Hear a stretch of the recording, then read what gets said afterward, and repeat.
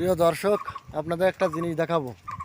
আমাদের চৌগাছা কৃষি অফিসারের কথা মতো আমি একটা জমি লিজ নিই আর কি।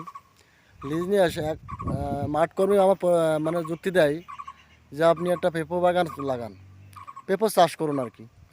তা আমি খুব কষ্ট মষ্ট করে পেঁপো চাষ করেছি। তা আল্লাহ দিলে আমার পেঁপো প্রচুর পেঁপে ধরেছে। আপনারা দেখেন পেঁপো কত পরিমাণ পেঁপো ধরেছে দেখেন। সারা ভুঁইটি প্রায় 2 বিঘা পেঁপো আছে। সারা ভুঁইটি মানে পেঁপো দেখলে আপনাদের আসলে আসেন এ পাশে একটু দেখাই।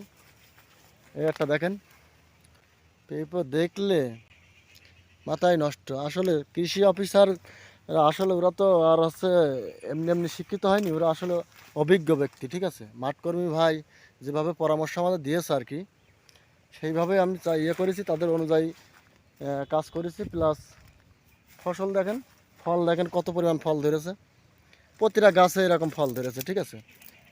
তা আসলে এবার আল্লাহ দিলি মনে হয় আমি স্বাবলম্বী হয়ে যাব, আমার দুর্দিন হয়তো কেটে যাবে। তো আপনারা সবাই দোয়া করবেন। আর আমাদের চৌগাছার কৃষি অফিসার আসলে যে ভালো কাজ করে তার প্রমাণ হচ্ছে আমি, ঠিক আছে। ধন্যবাদ আপনাদের, সবাই ভালো থাকবেন।